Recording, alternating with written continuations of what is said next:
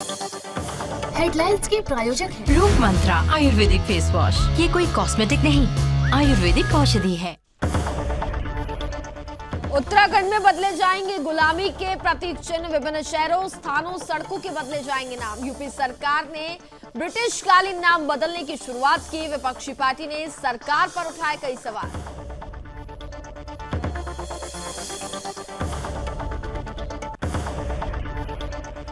हिमालय में क्यों बार बार हो रहा है हिमस्खलन? एवलांच पर एक्सपर्ट कमेटी का बड़ा खुलासा। भविष्य में इस क्षेत्र में ना हो कोई निर्माण कार्य। ज्यादा कंस्ट्रक्शन भविष्य में पैदा कर सकता है दिक्कतें।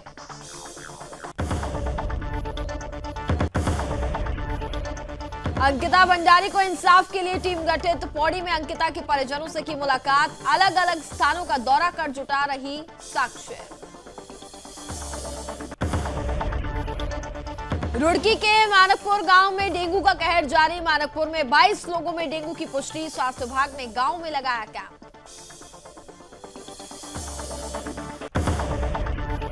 और नहाय खाय से शुरू हुआ छठ महापर्व। 30 अक्टूबर को डूबते हुए सूर्य को दिया जाएगा अर्घ्य और वहीं 31 अक्टूबर को उगते हुए सूरज को दिया जाएगा अर्घ्य। व्रती को 36 घंटे तक रखना होगा निर्जला व्रत।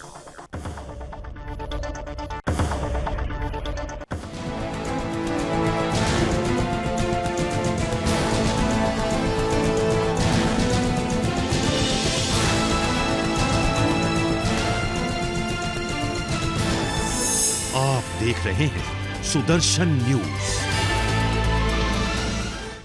नमस्कार, मैं हूं आपके साथ कनिका अरोरा और आप देख रहे हैं सुदर्शन न्यूज। बुलेटिन में रुक करेंगे उत्तराखंड की महत्वपूर्ण खबरों का। वहीं बात करें तो उत्तर प्रदेश की भांति अब उत्तराखंड में भी गुलामी के प्रतीक चिन्ह हटाने के साथ ही विभिन्न शहरों, स्थानों, सड़कों आदि के ब्रिटिशकालीन नाम बदले जाएंगे। मुख्यमंत्री पुष्कर सिंह धामी ने इसके पहले ही संकेत दे दिए हैं। प्रदेश में इस तरह के कदम उठाए जाने से पहले ही विपक्षी पार्टी ने सरकार पर कई सवाल उठा दिए हैं। हालांकि सरकार ने अपना पक्ष रखकर ऐसे कदम की वकालत की है, यानी कि अब उत्तराखंड में भी उत्तर प्रदेश की भांति नाम परिवर्तन की कवायद शुरू हो गई है। दरअसल कुछ समय पहले उत्तर प्रदेश सरकार ने भी ब्रिटिशकालीन नाम बदलने की शुरुआत की थी और अब उत्तराखंड में भी इसी दिशा में कदम बढ़ाए जा रहे हैं। राज्य में लैंसडौन, मसूरी, देहरादून, नैनीताल, रानीखेत समेत विभिन्न शहरों और क्षेत्रों के साथ ही छावनी परिषदों के अंतर्गत सड़कों, स्थानों के नाम ब्रिटिशकालीन हैं, जिनमें आपको बता दें कि अभी तक कोई बदलाव नहीं किया गया है। हाल ही में छावनी परिषद लैंसडौन ने लैंसडौन के नाम बदलने का भी प्रस्ताव पारित किया है।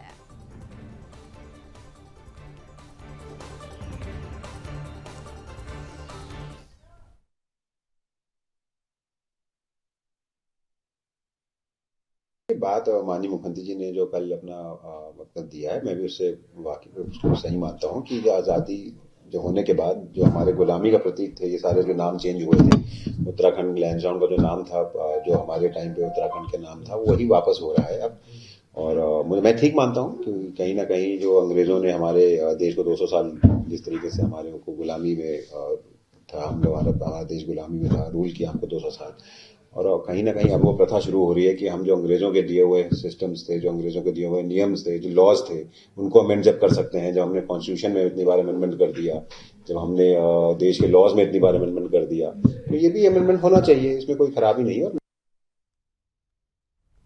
उत्तराखंड के उच्च हिमालयी क्षेत्रों पर आ रहे एवलांच एवं गंभीर समस्या बनती जा रही है। हालांकि सितंबर और अक्टूबर महीने में केदार घाटी में 3 हिमस्खलन की घटनाएं सामने आई। कुछ दिनों के भीतर केदार घाटी में आए 3 हिमस्खलन की घटना के बाद से ही राज्य सरकार जागी और आधारतलीय अध्ययन के लिए टीम भी गठित की गई है। और आपको बता दें कि क्षेत्र का स्थलीय निरीक्षण और अध्ययन करने के बाद वापस लौटी कमेटी ने अपनी रिपोर्ट सरकार को फिलहाल सौंप दी है और साथ ही हिदायत भी दी गई है कि आगे से कंस्ट्रक्शन के काम पर रोक लगाना बेहद जरूरी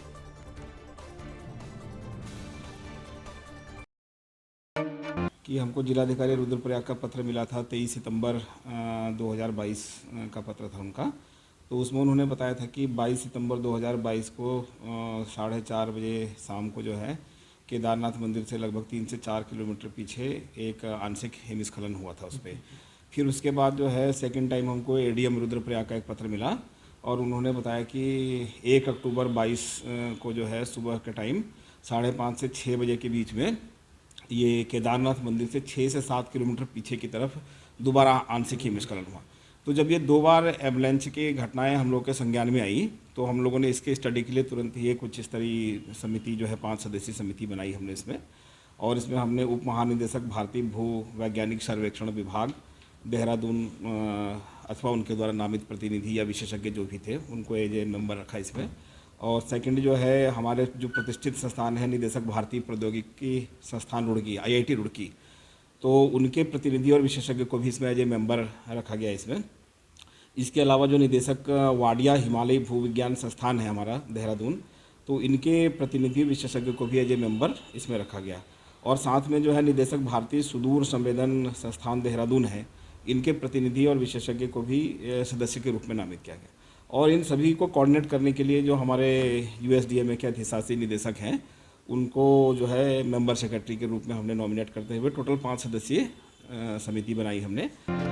अंकिता भंडारी को इंसाफ दिलाने के लिए उत्तराखंड महिला मंच ने टीम गठित की है। ये टीम अंकिता के गांव डोब श्रीकोट पहुंची थी, जहां उन्होंने अंकिता के परिजनों से मुलाकात की और उन्हें हर संभव मदद दिलाने का भरोसा दिया है। फैक्ट फाइंडिंग टीम ने बताया कि ये 20 सदस्य टीम दलों में बंटकर अलग अलग स्थानों का दौरा कर साक्ष्य जुटा रही है और इस दल में दिल्ली, हरियाणा, उत्तराखंड, कर्नाटका सहित अन्य राज्यों के वकील, सामाजिक कार्यकर्ता और विभिन्न छात्र संगठन शामिल हैं। दरअसल 28 अक्टूबर को देहरादून पहुंचकर राज्य महिला आयोग, DGP, SIT प्रमुख और पर्यटन सचिव, मुख्य सचिव आदि से मिले और अंकिता हत्याकांड की जानकारी ली गई।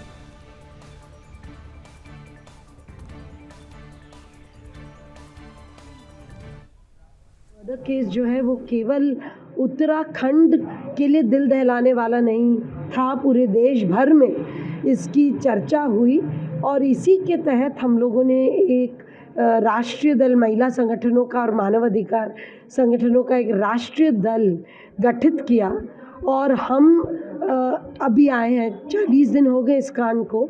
हम लोग इस वक्त आरंभिक तथ्यान्वेषण के लिए इस वक्त उत्तराखंड की 8-10 महिलाएं हैं ही और अन्य जो धरना चल रहा है, जो वहाँ जिन लोगों ने दबाव बनाया उन लोगों से मिलेंगे। और आज हम लोग यहाँ पे अंकिता के परिजनों से मिलने आए उनके गांव में, और जो यहाँ संघर्षशील साथी हैं हम उन लोगों से मिल रहे हैं। तो कुल मिला के हमारा ये मानना है कि बेसिकली 2 मुद्दे हैं। हमारी पूरी जांच का उद्देश्य है कि कैसे अंकिता भंडारी की हत्या, इसको एक आसानी से नहीं और भूल ना जाए और जिन लोगों ने किया है उन लोगों को माफ़ कर दिया जाए, ऐसा कुछ नहीं। हम चाहते एक तगड़ी जांच हो, न्यायपूर्ण जांच हो और बिल्कुल सही जांच हो, ताकि सज़ा मिले जिन लोगों ने ये हत्या की। तो चलिए अब आपको सीधे लिए चलते हैं जहाँ इस वक्त गुजरात से केंद्रीय मंत्री पुरुषोत्तम रुताला इस वक्त सीधी तस्वीरें आपको दिखाते हैं, क्या कुछ कह रहे हैं। એ નાગરિકત્વ રદ કરવા માટેની એમાં કોઈ જોગવાઈ જ નથી। એ આપવાનો હતો, તેમ છતાં એને વિકૃત રીતે નાગરિકત્વ રદ થશે એવો ભ્રમ ફેલાવનારા હોય તો એના જવાબો આપણી પાસે ના હોય અને એને એના આક્ષેપો કરી અને સાચા કાયદામાં ભ્રમ ફેલાવવા માટેની કોશિશ કરવી જોઈએ।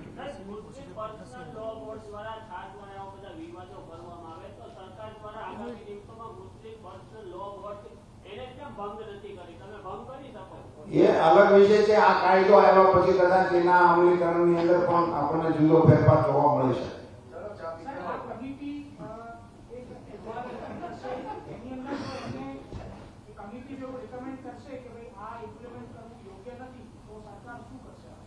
સરકાર એ કમિટી અંગેની પુનર્વિચારણા કરશે। કમિટી જે અભિપ્રાય આપશે એના આધાર ઉપર જ અમે આગળ વધીશું, એ બાબત નિશ્ચિત છે।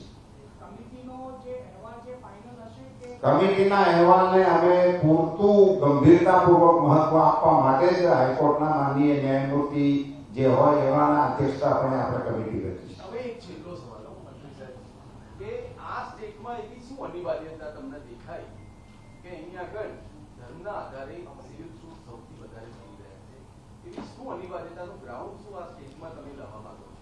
આપણા રાજ્યમાં જુદા જુદા કાયદાઓ તળે ઘણી બધી ગંભીર પ્રકારની ફરિયાદો રાજ્ય સરકારની પાસે છે, જેવી કે પિતાની મિલકતની અંદર દીકરા દીકરીઓના હક, પતિની મિલકતની અંદર પત્નીઓના હક, આ બધી જુદી જુદી લોટ ઓફ ડિસ્પ્યુટ્સ આપણી પાસે ત્યાં જુદા જુદા કાયદા નીચે ચાલે. લગ્ન સંબંધી ઘણા બધી જુદી જુદી ફરિયાદો આપણી પાસે આવે છે અને આપ બધા પણ એનાથી મારી કરતા પણ વધારે માહિતગાર છો.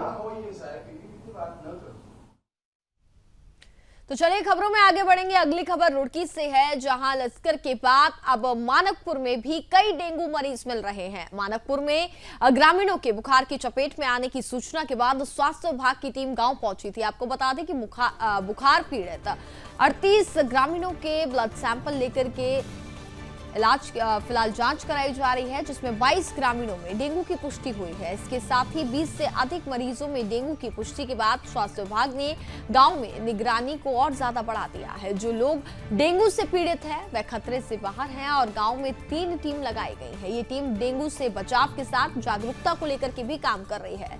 स्वास्थ्य विभाग ने 40 ग्रामीणों के ब्लड सैंपल लिए हैं, इनकी भी एलाइजा जांच कराई जा रही है। और सीएमओ डॉक्टर कुमार खगेंद्र सिंह ने बताया कि मानकपुर गांव में 22 ग्रामीणों में डेंगू की पुष्टि हुई है। गांव में स्थिति पूरी तरह से नियंत्रण में है। एहतियात के तौर पर वहां की स्थिति पर विभाग की पूरी नजर है। वहीं रुड़की शहर में भी कई लोग बुखार से पीड़ित हैं। अधिकांश लोग निजी अस्पतालों में उपचार भी करा रहे हैं।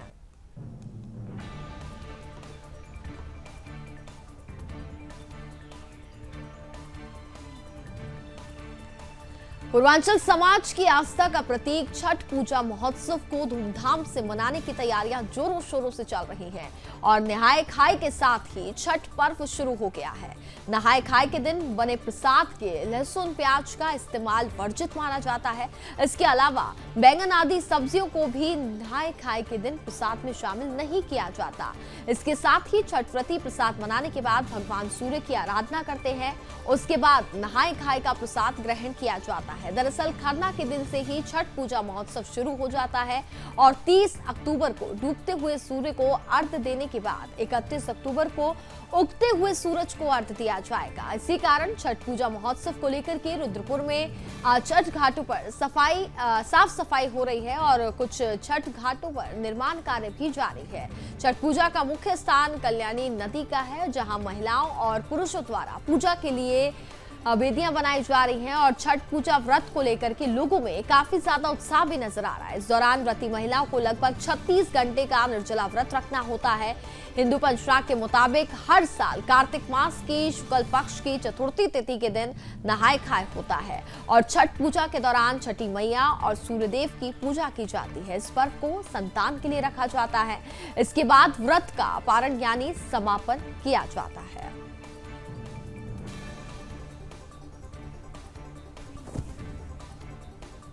सफाई की व्यवस्था हमारे कमेटी साफ सफाई की व्यवस्था हमारे कमेटियों द्वारा की जाएगी। कल आज हमारा नहा खाए का व्रत है, कल खरना का व्रत है, परसों सांध्य अर्घ है और उसके अगले दिन उगते सूर्य को हम पूजा करके समाप्ति करेंगे छठ पूजा की। आज से हमारा छठ व्रत प्रारंभ। पौड़ी के ग्रामीण क्षेत्रों में गुलदार की धमक से दहशत बरकरार है। आए दिन गुलदार के देखे जाने के वाक्य सामने आ रहे हैं और आपको बता दें कि चोहिंचा गांव में बीती देर शाम को गुलदार बस्ती के अंदर दिखाई दिया। जानकारी देते हुए ग्रामीण मंजीत रावत ने बताया कि पड़ोस में गुलदार दिखाई दिया, तब ग्रामीणों ने हो हल्ला मचाकर गुलदार भगा दिया।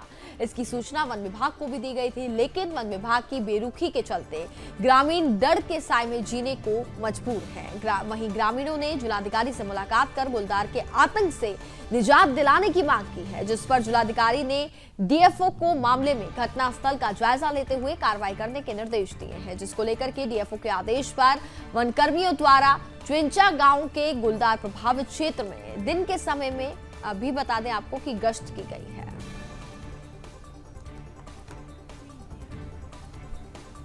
नगर पालिका पौड़ी के अंतर्गत चुंचा ग्राम में जो एक घटना की जानकारी आ रहा है कि उसमें गुलदार ग्राम में मकानों के पास घूमते हुए दिखाई दे रहे थे। उसके बाद में ग्रामवासियों ने उसकी शिकायत जब विभाग को किया तो विभाग के द्वारा उसमें शीघ्रता से कार्रवाई नहीं किया गया, ऐसा उनके द्वारा मुझे अवगत कराया गया है।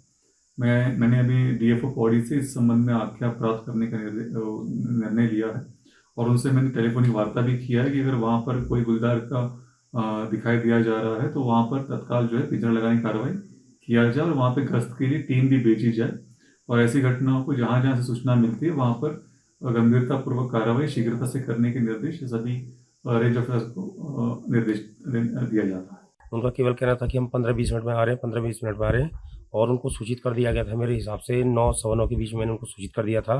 उन्होंने कहा कि हम 10 मिनट में आ रहे, कभी कह रहे 20 मिनट में आ रहे, लेकिन 11:30 बजे तक उनका कोई रिएक्शन नहीं था और हम काफ़ी लोग मोहल्ले के उनका इंतजार कर रहे थे, लेकिन उन लोगों की तरफ से कोई भी कार्रवाई इसमें नहीं की गई। हम चाहते हैं कि एक तो गश्त लगाएं और एक हमारी पिंजरे को लेके मांग है। और गुलदार कितने बजे आया धमका था गाँव में और क्या क्या? गुलदार का जो टाइमिंग था वो था 7, 7:30 और 7:45 के बीच में। तो गुलदार स्वयं ही मेरे घर में मेरी मिसिज और मेरा बच्चा था नीचे बरामदे में, और जैसे ही गुलदार उन पे झपटने वाला था वैसे ही मैंने स्टूल उठाया और उसकी तरफ फेंका तो वो गुलदार ने सीधे छलांग लगाते हुए दूसरे घर की तरफ रुक लिया और फिर घर के पीछे से दूसरी महिला जो हमारी भाभी जी हैं सरिता रावत जी, उन पे झपटने की कोशिश की, जो कि अपनी भैंस को दूध निकालकर अपने घर की तरफ।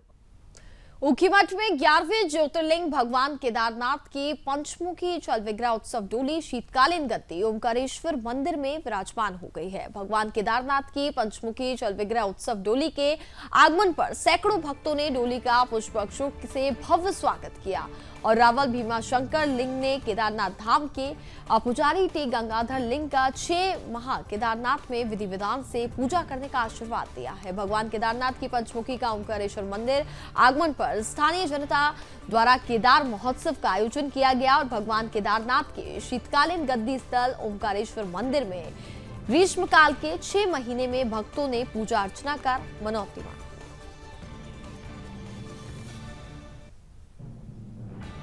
ऊखीमठ के महापंत में फंसे शव का रेस्क्यू ऑपरेशन अधिक बर्फबारी के कारण असफल रहा। आपको बता दें कि मंडरामाई केदारनाथ पैदल ट्रैक के महापंत के निकट फंसे शव का आज भी रेस्क्यू नहीं हो पाया है। एयरफोर्स के हेलीकॉप्टर द्वारा महापंत में 2 बार लैंड कराने का ये पूरा प्रयास किया गया, लेकिन आपको बता दें कि 2 अक्टूबर को 10 सदस्यीय पर्यटकों का दल स्थानीय पोट्रो व गड्ढों के साथ केदारनाथ को रवाना हुआ था और आपको बता दें कि 8 अक्टूबर को दल के महापंत के निकट पहुंचने के बाद यह हादसा हुआ। 9 अक्टूबर को एसडीआरएफ द्वारा केदारनाथ से महापंत के लिए रेस्क्यू शुरू किया गया, तो वहीं हिमालय क्षेत्रों में निरंतर बर्फबारी होने के कारण दल को वापस लौटना पड़ा। जिला आपदा प्रबंधन अधिकारी नंदन सिंह रजवार ने बताया कि एयरफोर्स के चार्टर द्वारा महापंत में 2 बार लैंड करने का प्रयास किया गया, मगर महापंत में अधिक बर्फबारी जमने और पथरीला होने के कारण चार्टर को लैंड कराने में बेहद परेशानी हुई। उन्होंने आगे ये भी जानकारी दी कि मौसम साफ रहने पर रविवार को पुनः रेस्क्यू शुरू किया जाएगा।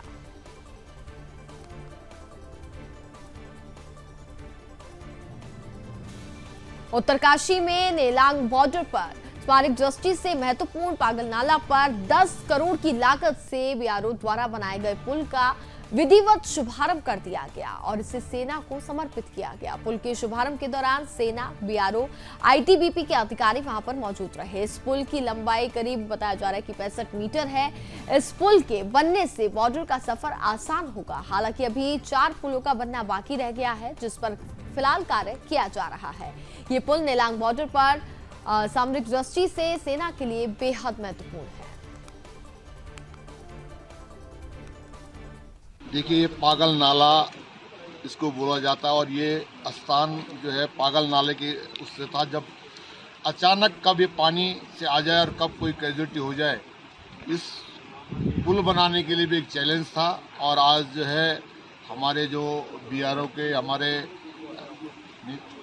लेफ्टिनेंट कर्नल जी हैं, वो आज शरद जी, वो आज हमारे साथ में हैं, हमारे बीआरओ के तमाम अधिकारी, आईटीबी के तमाम अधिकारी, और आज जिस पुल का उद्घाटन है और आज हमारे जो देश के यशस्वी रक्षा मंत्री हैं माननीय राजनाथ सिंह जी, वो आज ऑनलाइन पूरे जो हमारा आज़ादी का अमृत उत्सव है उसके उपलक्ष्य में पूरे देश के अंदर 75वीं वर्ष वो है वो अमृत उत्सव है और 75वीं जो है जो पुल का उद्घाटन बॉर्डर में पूरे जो प्रोजेक्ट है पूरे भारतवर्ष के अंदर उनका आज जो है उद्घाटन किया जा रहा है, अनावरण किया जा रहा है।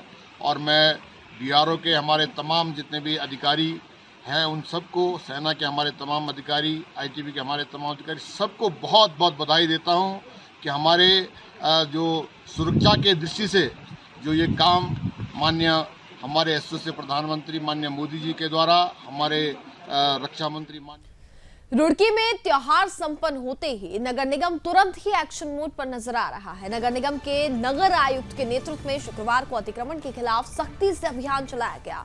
अभियान के दौरान निगम की टीम ने JCB से सड़क के किनारे स्थायी रूप से बनाए गए करीब 20 ठिकाने को ध्वस्त कर दिया है। दुकानों के बाहर सामान रख करके अतिक्रमण और गंदगी फैलाने वालों की भी जमकर खबर ली गई। अतिक्रमण करने वाले 60 दुकानदारों का चालान कर उनसे यूजर चार्ज भी वसूला गया है। अभियान के दौरान अतिक्रमण करने वालों और अधिकारियों के बीच जमकर नोकझोंक भी हुई, लेकिन निगम ने अभियान नहीं रोका।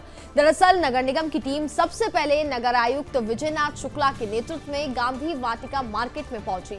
यहां पर बाइक व स्कूटर मैकेनिक्स की दुकानें हैं और जहां उन्होंने बाइक रिपेयर के नाम पर आधी सड़क को घेरा हुआ था। इसके साथ ही वाहन धुलाई के कारण मार्ग पर गंदगी पसरी हुई थी और इस पर नगर की टीम ने पहले अतिक्रमण हटवाया और अतिक्रमण करने के साथ ही गंदगी फैलाने पर भी दुकान संचालकों के चालान भी काटे गए। उन्हें चेतावनी भी दी गई है कि यदि वे अतिक्रमण और गंदगी करने से बाज नहीं आते हैं तो उनकी दुकानों का रजिस्ट्रेशन निरस्त करा दिया जाएगा। इसको लेकर अतिक्रमण करने वालों में हड़कंप मचा रहा और इस मौके पर सहायक नगर आयुक्त संजय कुमार, सफाई निरीक्षक नेगी आदि के साथ ही पुलिस फोर्स भी वहां पर तैनात रहा। समस्या है, खासतौर पे जो सड़कों और पटरियों पे लोगों द्वारा अस्थायी रूप से अस्थायी सामान रख के या कुछ रख के कब्जा किया गया है।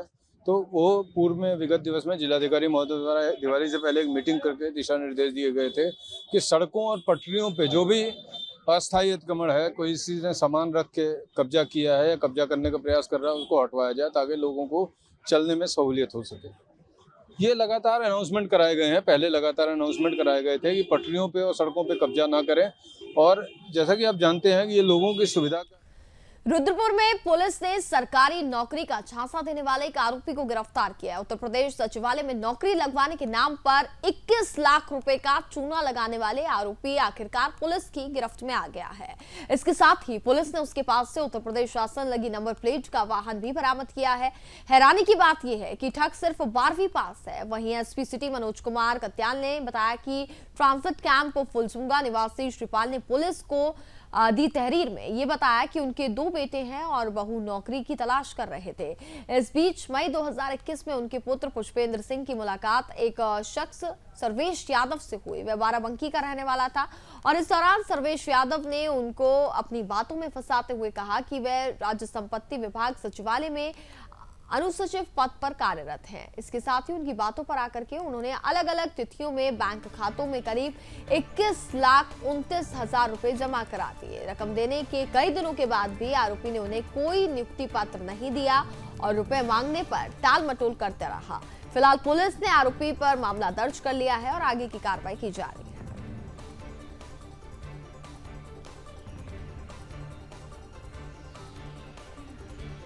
ऊखीमठ जिला पंचायत उपचुनाव में अमरदेई शाह एक बार फिर दोबारा अध्यक्ष बन गई हैं। जिला पंचायत अध्यक्ष पद के उपनिर्वाचन के लिए 2 उम्मीदवारों द्वारा अपने नाम निर्देशन पत्र दाखिल किए गए थे, जिसमें जिला पंचायत सदस्य अमरदेई शाह और ज्योति देवी उम्मीदवार थी। जिला पंचायत के 18 सदस्यों में से 17 सदस्यों द्वारा अपने मताधिकार का प्रयोग किया गया, जिसमें उम्मीदवार अमरदेई शाह को 11 मत प्राप्त हुए और ज्योति देवी को 6 मत मिले।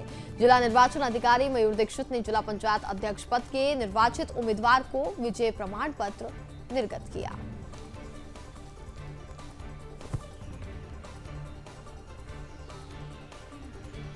सितारगंज के चेयरमैन एडवोकेट हरीश दुबे के विरुद्ध धोखाधड़ी का मुकदमा दर्ज होने के बाद अधिवक्ता भड़क गए और उन्होंने हरीश दुबे का समर्थन करते हुए उप जिलाधिकारी के माध्यम से मुख्यमंत्री पुष्कर सिंह धामी को ज्ञापन भेजा है। उप जिलाधिकारी के माध्यम से मुख्यमंत्री को भेजे गए ज्ञापन में अधिवक्ताओं ने कहा कि थाना सितारगंज में हरीश दुबे और अन्य जनप्रतिनिधियों के विरुद्ध राजनीतिक दबाव में धोखाधड़ी का मुकदमा दर्ज कराया गया है, जिसकी विवेचना बिना राजनीतिक दबाव में कराई जाए। अधिवक्ताओं ने कहा कि अगर पुलिस ने राजनीतिक दबाव में न्यायालय में आरोप पत्र दाखिल किया तो न्यायालय में विधिक रूप से इसका विरोध करने के साथ सामाजिक तौर पर भी इसका विरोध किया जाएगा।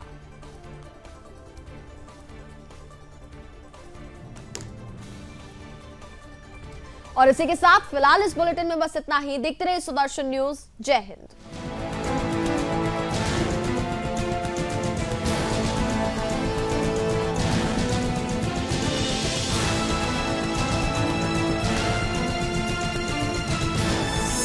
आप देख रहे हैं सुदर्शन न्यूज।